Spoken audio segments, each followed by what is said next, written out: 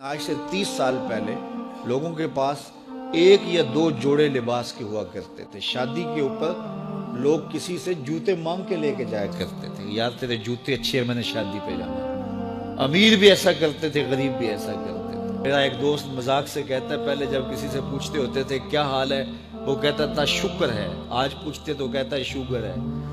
تو بالکل حالات بدل گئے اور ناشکری پیدا ہو گئی ہے، برکت اٹھ گئی ہے، اللہ کی ناراضگی ہو گئی ہے۔ یہ ناراضگی کیسے ہوتی ہے؟ جب ہم اس کے حکموں کو توڑتے ہیں تو پھر وہ ہماری پرواہ کرنا چھوڑ دیتا ہے۔ پھر صحرا میں پڑے ہوئے خشک پتے کی طرح ہوائیں چاہے ادھر اڑائیں چاہے ادھر اڑائیں، اللہ کو کوئی غرض نہیں ہوتی، وہ جدھر مزید دھکے کھاتا پھرے، اور اگر کوئی اس کا ہو جائے پھر وہ اللہ کے ذمے ہوتا ہے۔ اللہ پھر اس کی حفاظت کرتا ہے۔ کوئی میلی آنکھ سے دیکھ کے جائے گا کہ کسی میں ہمت کیسے ہو۔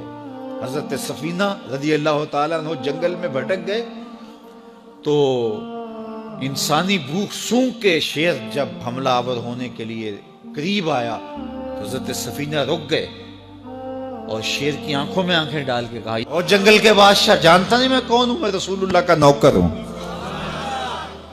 اللہ اکبر۔ صاحب مشکات لکھتے ہیں کہ اس شیر نے دم ہلانا شروع کر دیا، گویا زبان حال سے کہہ رہا تھا تو رسول اللہ کا نوکر ہے تو پھر میں تیرا نوکر ہوں۔ اللہ اکبر۔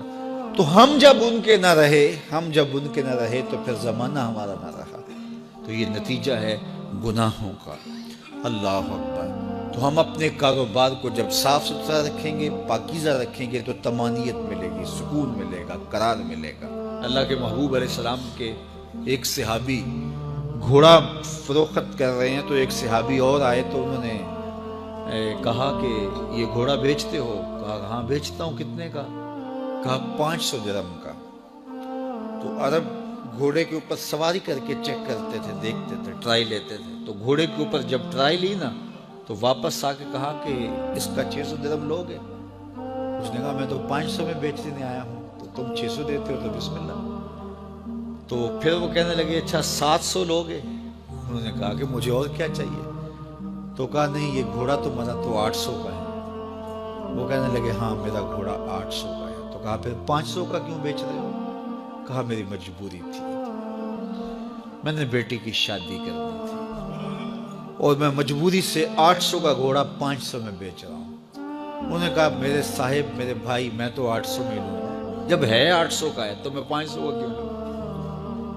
انہوں نے کہا بسم اللہ۔ انہوں نے 800 روپے پیش کی اور گھوڑا لے لیا۔